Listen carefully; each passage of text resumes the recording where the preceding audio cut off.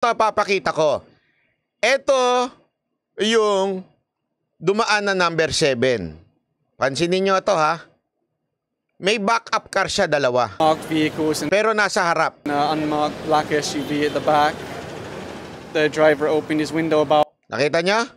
'Di ba? Dalawa yung backup niya. Parehong may ano yan, may PNP na sign. Okay? Alam nyo, to avail of a PNP o PSPG protection unit ng PNP, mapakahigpit po niyan. Kahit to ikaw ay opisyal, hindi basta-basta ikaw makakakuha ng ganyan. And dalawa lang po ang allotted.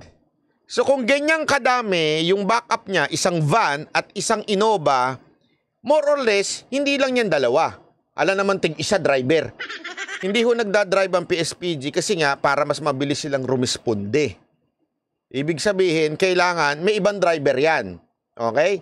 So madami yung tao sa loob, kaya nga naka-van at saka naka-Innova. Tapos tsaka pa yung number 7 sa harap, sa likod. Yung senator. Yung sasakyan daw ni senator. And yet, ang sinabi ni Chis Escudero, hindi daw siya yan, kamag-anak lang niya. Wow! Kamag-anak mo nakakuha ng PSPG? Ilan yan nakuha? More than how many yan?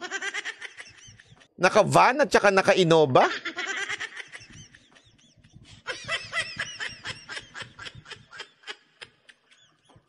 Parang medyo...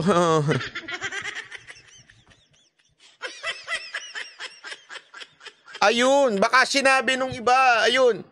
May nagsabi pa nga akala ko ba inatake yan, dinala sa ospital. Kanina ba galing yon?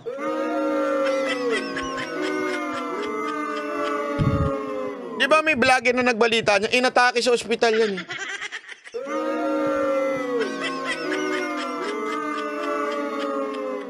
Ayan, baka dadalhin sa ospital.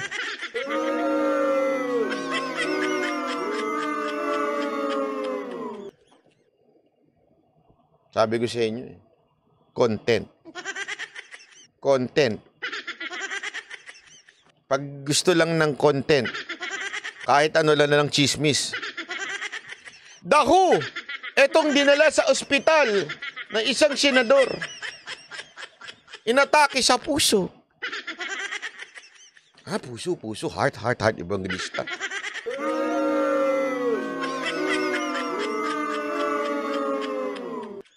Pero dito muna tayo.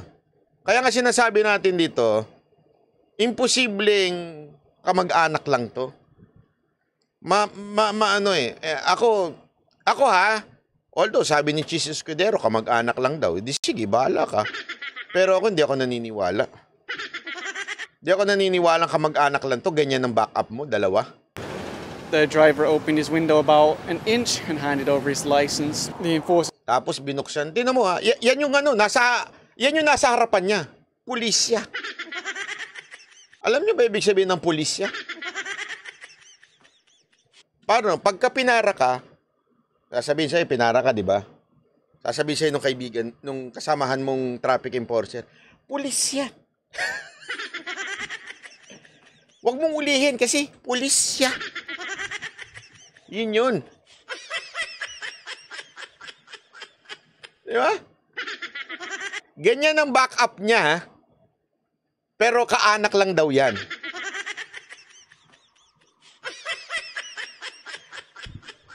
So kung kaanak yan, paano ka pa kaya kung ikaw? Tama, mali. Kung kamag-anak yan, how much more ikaw? Ganyan din ang backup mo?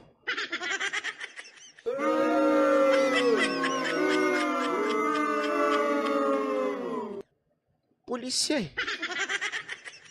Are also issuing tickets to the two vehicles that were ahead of that SUV. Pero palakpakan natin yung mga nag-operatiba dyan Walang sinasanto kasi kung matatakot yan mantakin mo, pulisya. Sabihin ng traffic, pulisya. Di ba, tatakot ka dyan. O tapos, naka number 7 pa, nakakatakot yan. Pero syempre, kaya naman na nahuli yan, may camera. Pero palakpakan na rin natin. Yan, palakpakan na rin natin. Obviously, it's a low protocol plate that's attached to that vehicle. So that would be a total of 3 tickets, although according to the enforcer, Bukas wala ka ng trabaho. Yari ka. Yan ang tanong ko rin, Garski. Sino yung number 8? Kasi may isang number 8 din na tumakbo. Hindi umamin. Yung number 8, kung sino siya. Naku po. Sino kaya yun, ha? Malay mo lang. Yung mahilig din sa artista. Uy, dami niyan. Dami kong kilala dyan. Hindi lang artista ang hilig. Mga naglalakad.